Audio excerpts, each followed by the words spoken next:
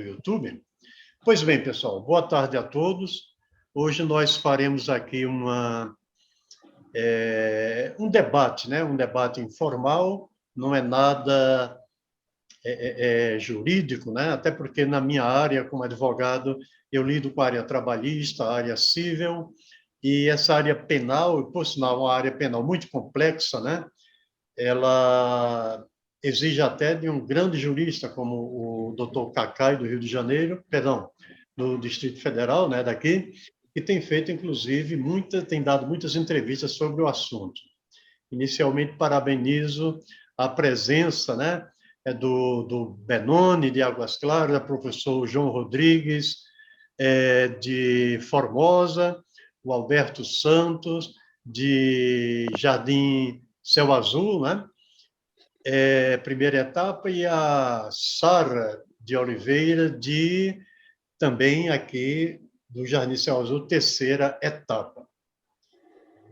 Inicialmente, eu quero dizer para vocês que o nosso debate vai ser um debate puxando para o lado técnico da coisa, não vai ser um debate político, porque, embora nós tenhamos a nossa posição, né, não queremos também sobrepô-las ao aspecto técnico, ao aspecto da lei.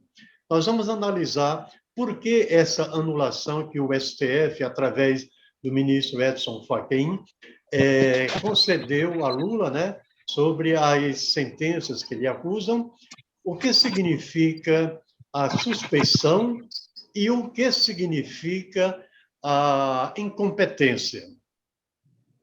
Inicialmente, eu vou ler aqui um artigo de uma advogada do site Conjur, que é um site bastante respeitado a nível nacional. Inclusive, nós, advogados, acessamos muito para tirar dúvidas, baixar jurisprudências, ver petições e etc. Essa matéria foi escrita em 10 de março de 2021 por Maíra Fernandes, a doutora Maria Fernandes.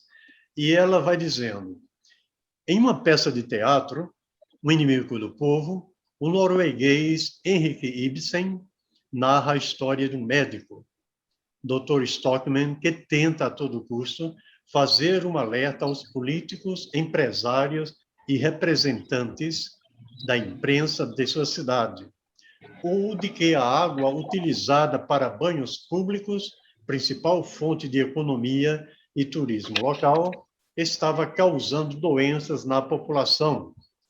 Mesmo diante de estudos científicos, ninguém quis ouvi-lo, pois as estações de banho estavam em expansão e seu fechamento geraria prejuízo. Súbito, o médico, por sua insistência, passou a ser vítima da maioria, visto como persona não grata, né, no latim. Pecha que se estendeu aos poucos que o apoiavam. O texto, de 1882, é uma crítica às cegueiras coletivas ao pensamento único e assusta pela atualidade. Não bastasse a pandemia, agravada por aglomerações insensíveis ao cenário de morte, os julgamentos desta semana no Supremo Tribunal Federal também, de certa forma, trazem à lembrança essa obra-prima da dramaturgia realista moderna.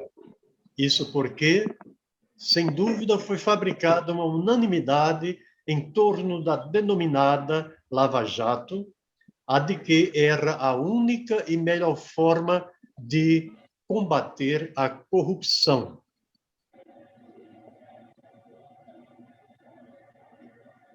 No país, a máxima de Nelson Rodrigues: quem pensa com unanimidade não precisa pensar, facilitou os abusos da Lava Jato.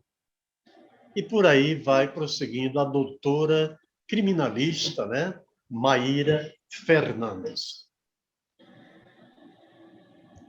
Vocês veem aí um ponto curioso aqui. Houve uma unanimidade em torno da denominada Lava Jato, de que ela era a única forma e melhor forma de combater a corrupção no país. Primeiro, eu vou dar um ligeiro introito sobre isso. criou-se um mito, né, de que nunca se teria combatido a corrupção no país, como se a gente fosse eternamente um país corrupto e, de repente, num toque de Midas, alguém estalou os dedos e disse: olha, o rei está nu. Aí todo mundo percebeu que o rei estava nu quando ele já estava nu há muito tempo. Então, veja como a propaganda bem feita, bem elaborada, faz a cabeça das pessoas. Agora nós vamos partir para explicar o que vem a ser incompetência. Nós vimos que a decisão do ministro Edson Fachin se deu em virtude de que os processos do Lula eram para ter sido julgados em Brasília, porque teriam sido cometidos, né, conforme a acusação, durante o seu mandato de presidente. E como a capital federal do Brasil atualmente é Brasília, não é mais Rio de Janeiro, né, nem Salvador, e muito menos é Curitiba, né, que nunca o foi na história do país. Esses processos deveriam ser julgados pela Justiça Federal daqui do Distrito Federal. Agora, observe bem, em que argumento jurídico o ministro Edson Fachin se baseou. Nós vemos aqui, nós estamos no artigo 69 do Código de Processo Penal, e nesse artigo 69, nós temos a seguinte delimitação das competências.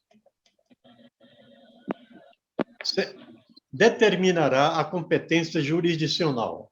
Primeiro, anteriormente, vamos agora explicar o que vem a ser a incompetência. A gente vê aqui no artigo 42 do Código de Processo Civil, as causas cíveis serão processadas e decididas pelo juiz nos limites de sua competência, ressalvado às partes o direito de instituir juiz arbitral na forma da lei. Nós já vimos lá no Código de Processo Penal, nos artigos 69, o que determina a competência jurisdicional: o lugar da infração, o domicílio ou residência do réu, e eu destaquei essas três. E a última, prerrogativa de função. Veja bem, o lugar da infração, isso porque se Lula trabalhava em Brasília, subtende-se que ele teria cometido aquelas irregularidades em Brasília ou a partir do comando de Brasília. Segundo, o domicílio ou residência do réu é que, oficialmente, a residência do Lula estava sendo Brasília. E até depois passou a ser São Paulo. Então, mais um motivo de não ter ligação com Curitiba. E o terceiro inciso que eu destaquei é a prerrogativa de função, ou seja, a função do do Lula era presidente da República. Então, em função das prerrogativas que ele tinha, ele teria cometido tais ilícitos. Então, a gente pode ver por aí que, baseado pelo menos nesses três incisos, o ministro Edson Fachin, do Supremo Tribunal Federal, viu que a competência realmente era de Brasília e não de Curitiba, onde estavam sendo julgados os outros processos ligados ou com relação direta com a Petrobras da Lava Jato. A gente viu na decisão do Moro, né, na sentença, que há um trecho, eu ia até separar aqui, mas talvez eu separe enquanto conversamos, ele diz claramente que, em nenhum momento da sentença, ele tinha falado que aqueles valores que supostamente tinham sido usados no sítio de Atibaia e no apartamento do triplex, ou triplex, e ainda no Instituto Lula, porque são 4 processos, o sítio de Atibaia, o apartamento triplex, as doações do Instituto Lula e a compra do lote, né, lá do Instituto Lula, não tinham ligação direta com a Petrobras.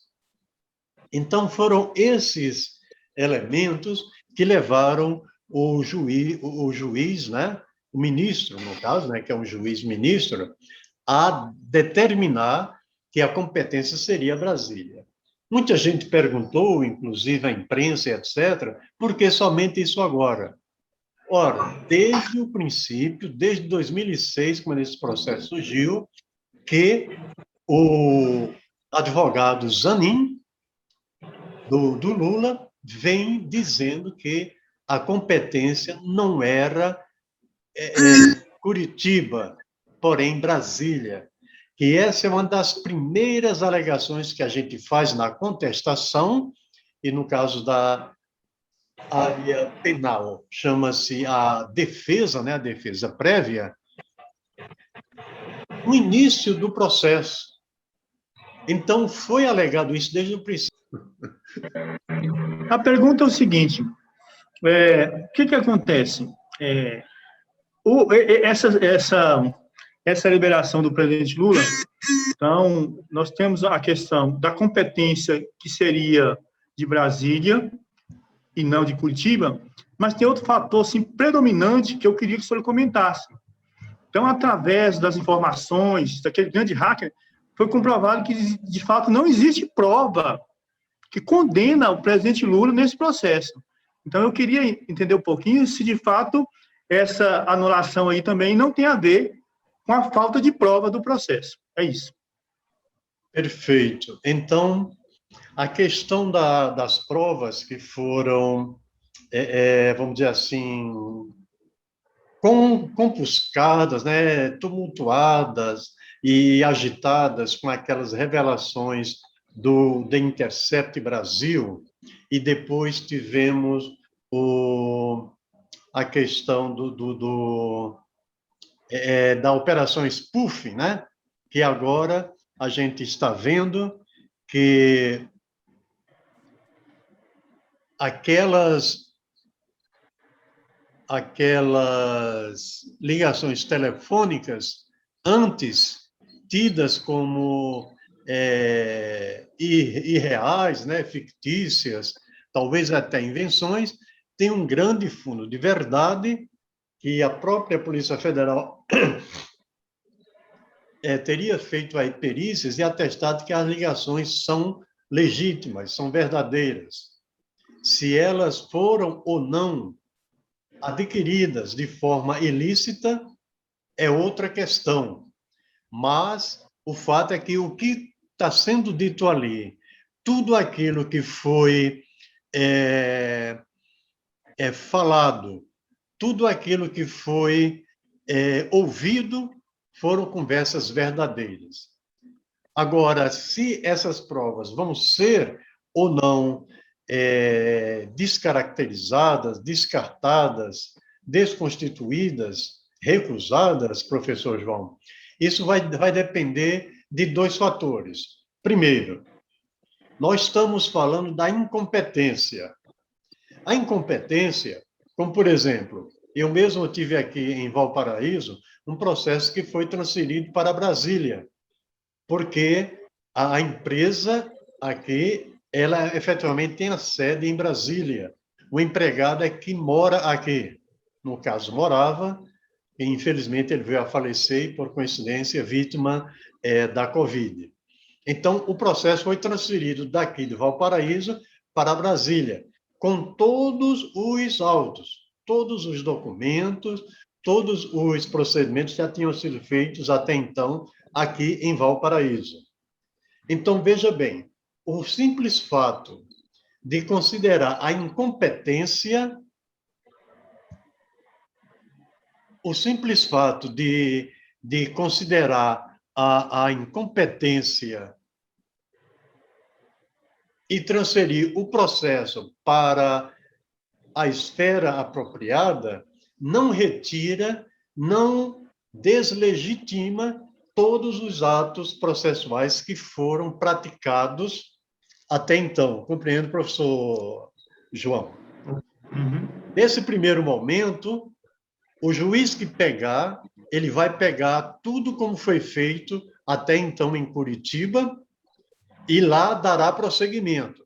Aí ele vai ver se precisa ouvir o Lula novamente, ele vai ver se precisa de mais alguma investigação, alguma diligência para dar prosseguimento e ele, como juiz agora competente, bater o martelo, determinar a sentença. Esse é o primeiro fato, compreende? Sim. A segunda parte dessa história vem a ser a suspeição, que nós vamos falar agora um pouco. Agora vamos ver com relação à suspeição. Eu quero ler aqui um trecho, e está aí na tela para vocês, né? Do jornal É o País, onde fala da suspeição de Moro, se STF concluir que ex-juiz foi parcial, provas de processo contra Lula podem ser anuladas. É aí onde entra a pergunta do professor João.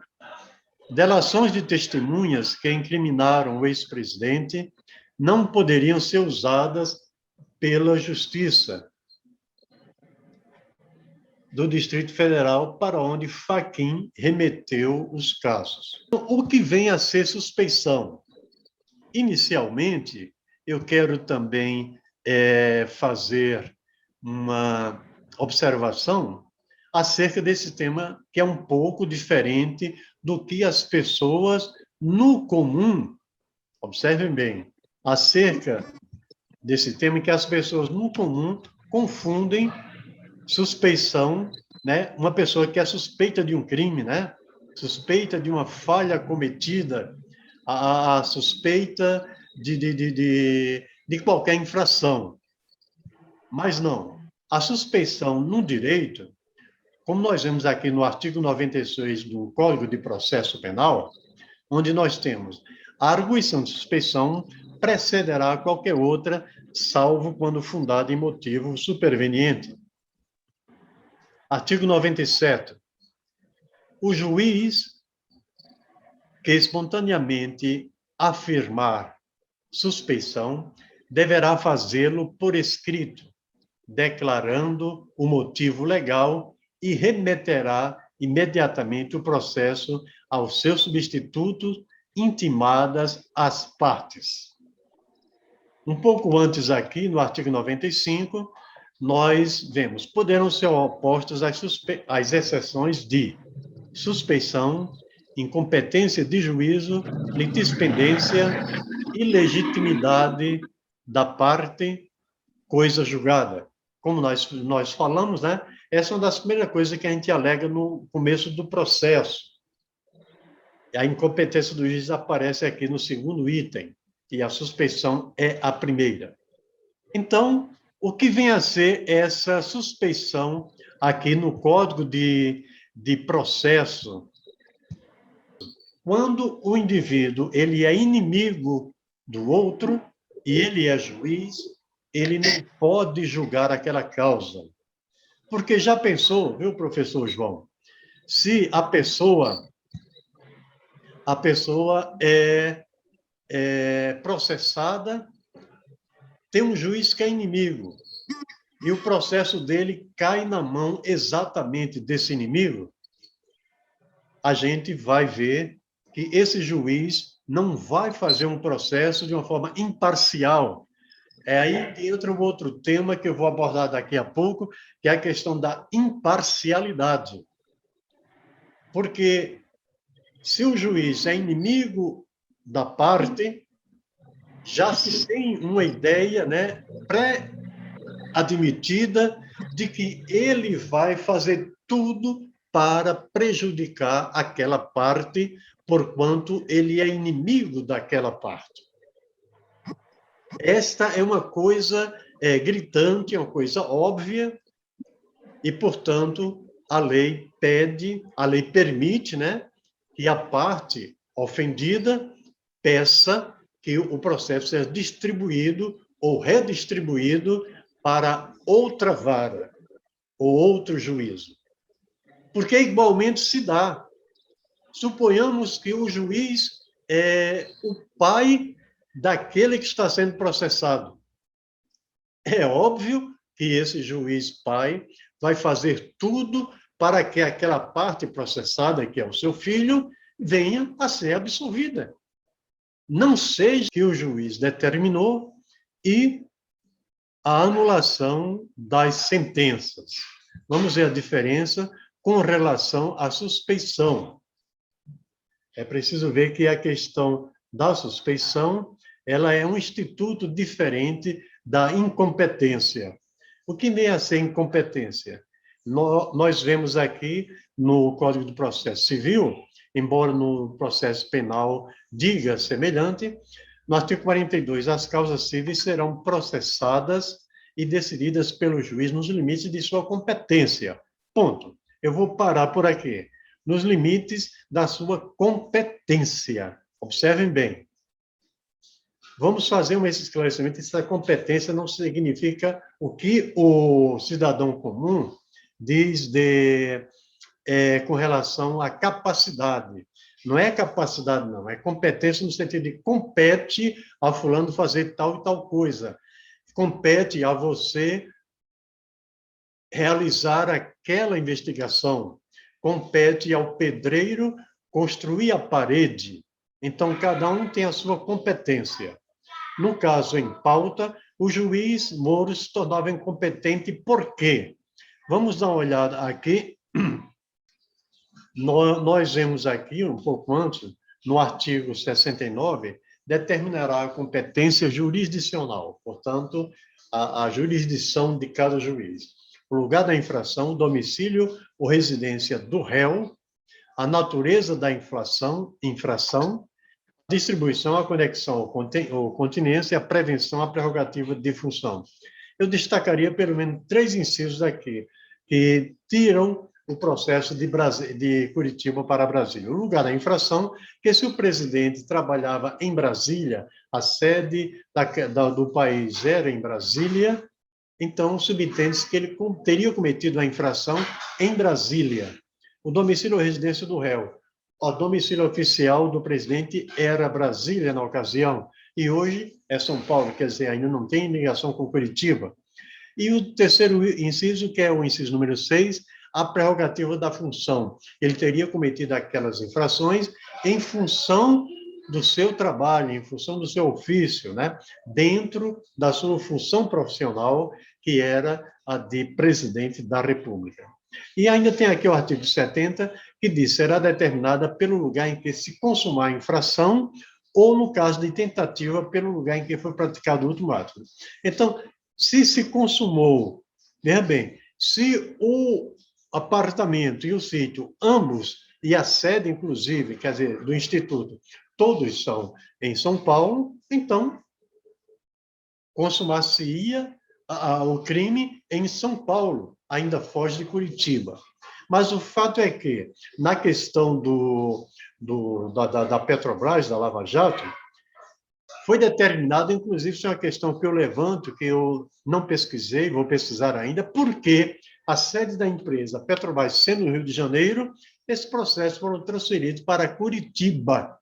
Eu acho que isso é outro mistério que precisaria ser investigado. Pois bem, mas o fato é que determinaram que Curitiba pegaria todos os processos ligados diretamente à Lava Jato. E o próprio Moro diz na sentença que os valores que foram envolvidos no triplex, no sítio de Atibaia, no Instituto Lula, não têm ligação direta com a Petrobras. E todos os outros fatos, né? Não tem ligação direta com a Petrobras. Teria sido o quê? Propina da OAS. Ora, a OAS não é uma subsidiária da Petrobras. A OAS não pertence a um conglomerado chamado Petrobras.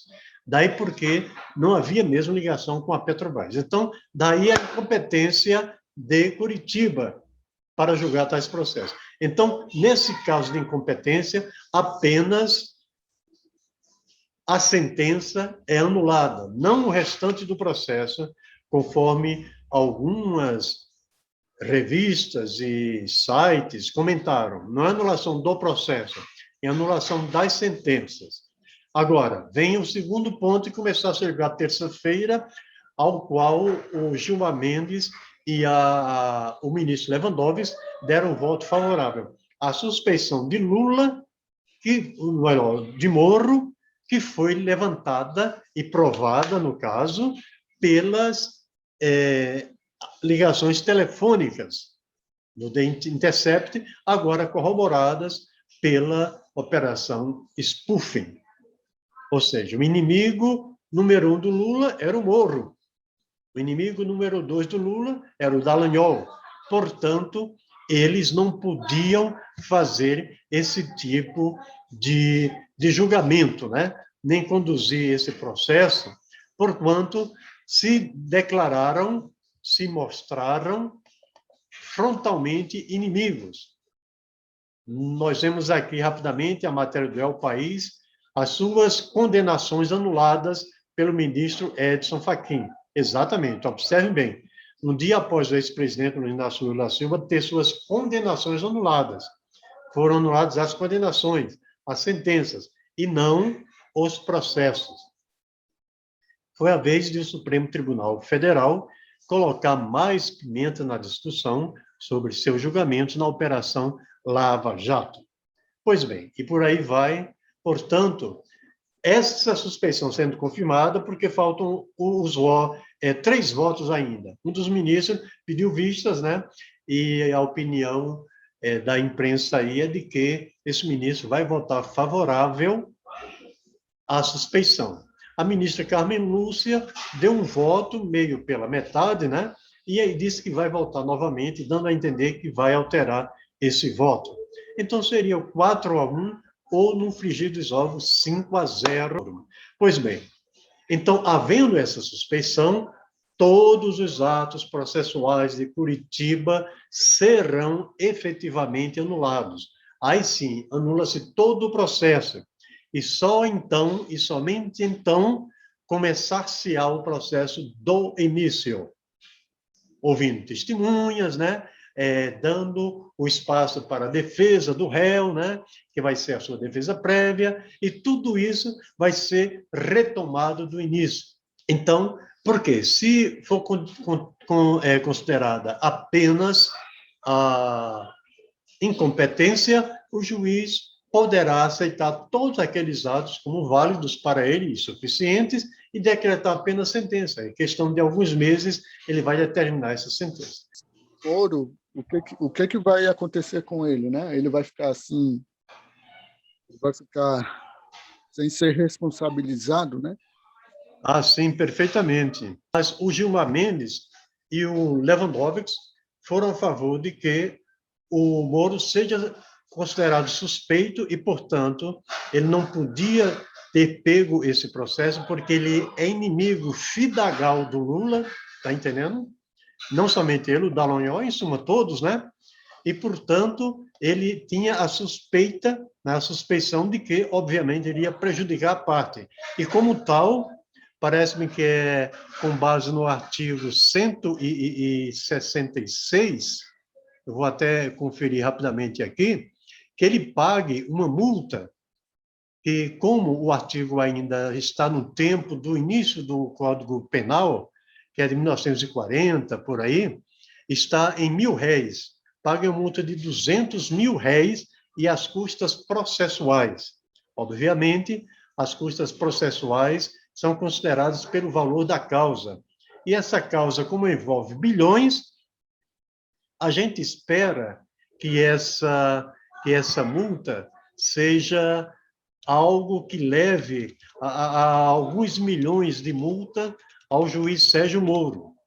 Essa é uma das penalidades que podem ser aplicadas ao Moro. Eles colocam em dúvidas que, por exemplo, se confirmando-se a suspeição do Moro, qual será o impacto disso nos outros julgamentos? Porque assim, a operação, o último discurso do presidente Lula, ele falou isso, né? É possível ter feito a Operação Lava Jato e não criar desemprego, né? Mas, pelo contrário, a Operação Lava Jato criou um número significativo de desemprego e praticamente desmontou a Petrobras, como a gente está vendo hoje, né, com a privatização. Exatamente, porque uma coisa é você combater a doença do paciente e outra coisa é você querer matar o paciente. Aí no artigo 45, a suspeição de juiz, que no caso é o nosso tema em pauta, né? Amigo íntimo ou inimigo de qualquer das partes ou de seus advogados. Observem, esse item 1, inciso 1, é o principal, amigo íntimo ou inimigo. E o Lula, ou melhor, o Moro, se mostrou, através das provas das gravações do Intercept, corroboradas pela spoofing, que Moro, Dallagnol e todos os demais eram inimigos fidagais, inimigos do Lula. Então, esse é o principal elemento de suspeição que está sendo imputado ao Sérgio Moro. Então, desde 2016, os advogados do Lula, eles têm informado que Curitiba não seria o fórum competente para essas ações do Lula, visto que não tinham ligação com a Petrobras. Se aquilo tudo tinha sido propina da OAS, a OAS não era uma subsidiária, como ainda hoje não é, da Petrobras. Está entendendo? E não foi provado o próprio juiz Sérgio Moro de que os próprios valores que foram usados no triplex, no sítio de Atibaia, doações para o Instituto Lula, não eram provenientes diretamente do dinheiro da Petrobras. O Sérgio Moro fala isso na sua sentença. Aí o que ocorre? Isso tira a ligação dos processos de Lula com Curitiba. E o juiz natural, Tiago, é aquele que é determinado pela competência e pela natureza do processo. Pois bem, companheiro, agradecendo a sua presença. É pena que vários outros entraram, mas eu sofri uma sucessão de 3 ou 4 quedas, e depois desses 40 minutos iniciais, o Zoom só renova de 10 em 10 minutos, né? E foi uma decepção. Na próxima vez vai ser com o Google Meet, não vai ter esse empecilho, tenho certeza. É verdade. Ok, companheiro, um abraço e que na próxima nós tenhamos mais espaço para debater isso, visando, né, o futuro do Brasil, por quanto a esperança está de volta, não é verdade? É isso aí, muita luta e Lula livre. Amém. Um abraço, até lá. Você vai. Obrigado a todos e até um próximo debate.